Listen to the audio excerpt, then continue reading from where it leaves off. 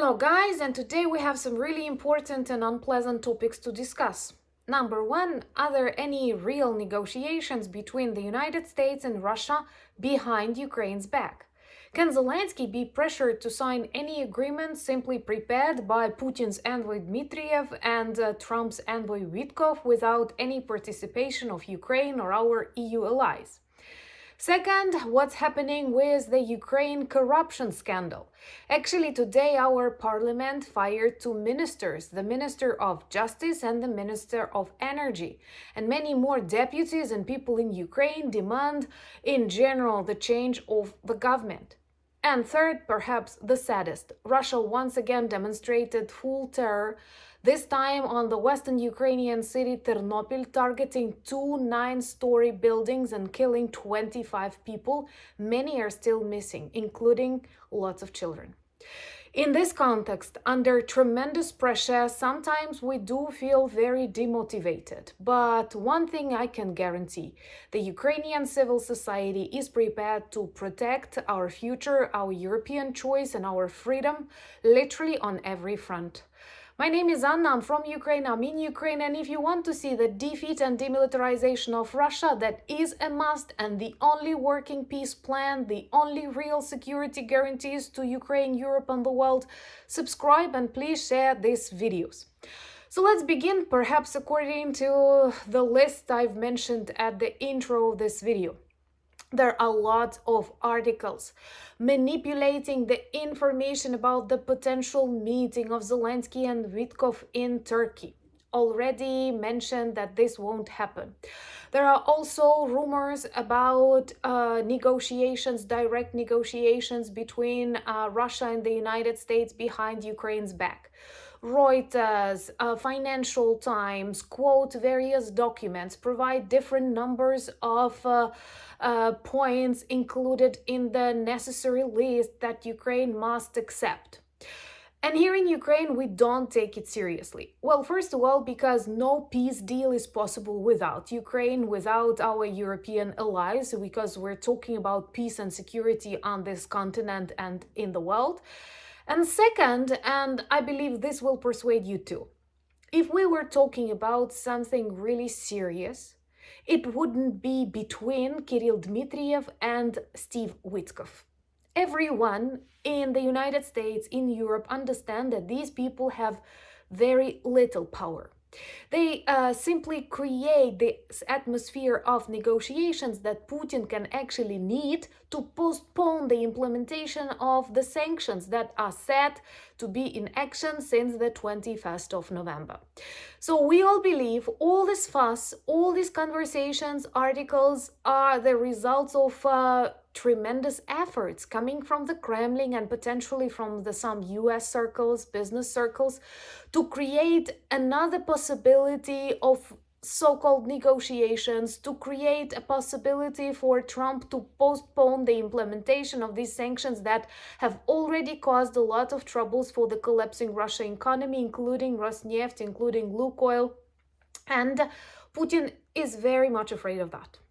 If any serious negotiation process was ahead of us, this would definitely include at least Rubio and Lavrov, or Putin-Trump.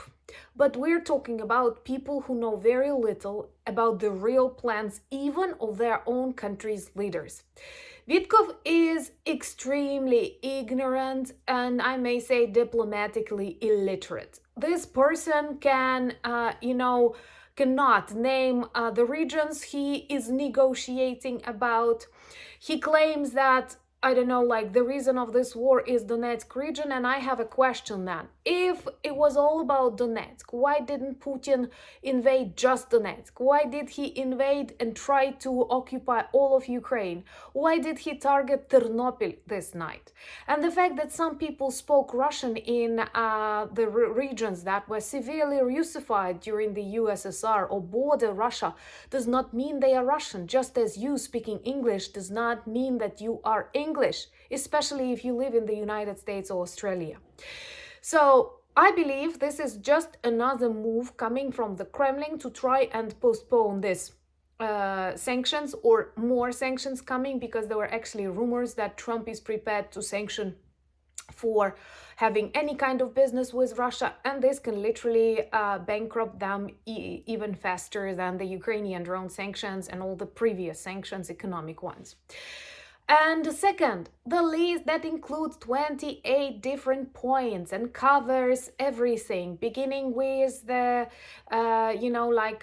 requests for a ceasefire and finishing with security guarantees for Ukraine, and then continues to the relations between Russia and the United States, and also security, architecture of the European Union. It doesn't look serious. I'm sure you understand that any serious document cannot include 28 points coming from totally different spheres, not just of Ukrainian life, but literally of life on this planet. Let me know, what do you think about this so-called negotiations that can take place in Turkey? But once again, the meeting between Witkoff and Zelensky was not confirmed, and it will not take place. The visit of Zelensky to Turkey was planned. Of course, he actively speaks with the president of Turkey, who wants to be in the process of negotiations. We will see, because, for example, the exchange of the prisoners of war is very important for everyone here in Ukraine. And Russia tries to use this very negative, very emotionally charged moment inside Ukraine, also to shake our belief in our allies and to shake the belief of our allies in us. So here we come to the corruption scandal that demotivated a lot of people and made us feel really bad. I've mentioned that in my previous videos because we very much very carefully observe everything that is happening, and I do not mention that in every of my videos just because we are waiting for some serious decisions to be taken, and today there are the first ones.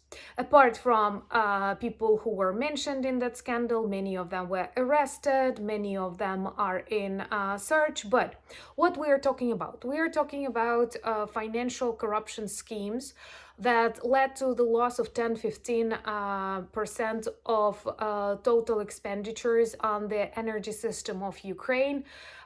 Some people, like Timur Mindic, who is not an active political figure, what makes it more absurd and more disgusting. He's not a minister, he's not a deputy, but he's a businessman who had connections with a lot of people, including President Zelensky, and he managed to interfere in the process of the choice of various companies. He influenced the Minister of Justice, the Minister of Energy, and now, two of these ministers were fired, and many in Ukraine demand that the whole government is dismissed. We will see if it happens.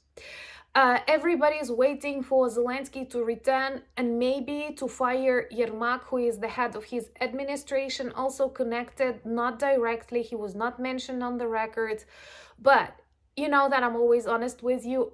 I may say nobody in Ukraine likes Yermak. Nobody supported him, nobody liked him as a choice of president's really close assistant, and he, from our perspective, overused his power. And many believe that it is the best decision possible, to re-upload the government. Because this will let other parties to participate actively and demonstrate their transparency and the need to change everything and to motivate Ukrainian civil society. One more thing that we all consider positive is that such cases are open, that such cases are under investigation, that with Ukrainian cardboard protest that you observed together with me months ago, we managed to save this anti-corruption organs that actually exposed this cancer. And what I can say, what keeps us motivated, what does not break our trust in the country, is the fact that such investigations take place. I don't want to be like negative, but it's true that corruption is present in Germany. I think that most of Angela Merkel's decision on Nord Stream that led to this war in Ukraine were influenced. What we observe with Donald Trump, a lot of things are out of, this like legal framework. And the same happens in Ukraine, and the same happens in many countries of the world. And what demonstrates that we are a part of your world, not a part of the Russian world, is that we investigate that our civil society is active, that in the result of such cases, they become obvious, they become known, they become very public. Ministers are fired, many people will go to prison, maybe even the head of Zelensky's administration will lose his position. So it's better we have this case, especially in times of war, because it's not just corruption, it's a betrayal, and a state betrayal, and many people name it that way. But what is good, that we expose these things, that we hold people accountable, that names are known, ministers are fired, and some serious changes are ahead. I will keep you updated once again. But as you know, with all the investigations with court, this does not take place like hour after hour. It takes weeks.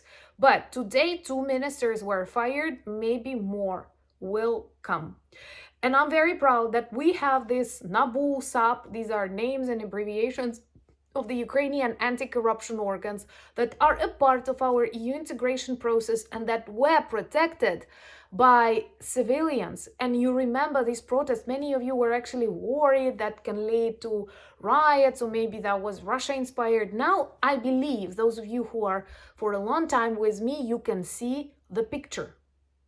What's bad? Many say that Trump may use this corruption scandal to pressure Zelensky to sign a bad agreement because somehow he can, influence him. No, because once again, you forget about the Ukrainian civil society. The Ukrainian civil society is our greatest treasure. This is what stopped Russia's invasion. This is the backbone of our army, not the generals. This is the backbone of every fundraiser, every important political decision, our movement into the European Union and NATO. That's what people choose. Our politicians follow us, and those who don't are fired or will be imprisoned. So if, for example, some evil people try to use this situation against Ukraine to pressure Zelensky to sign something, the civil society in Ukraine won't let him do it, and he knows it. And I think he is more concerned about our internal reaction than even about the external reaction. I'm sorry if it sounds a little bit arrogant, but once again, we are saving our country. But what is bad, Russia definitely uses this situation. Russia definitely wants to destabilize us either militarily or politically.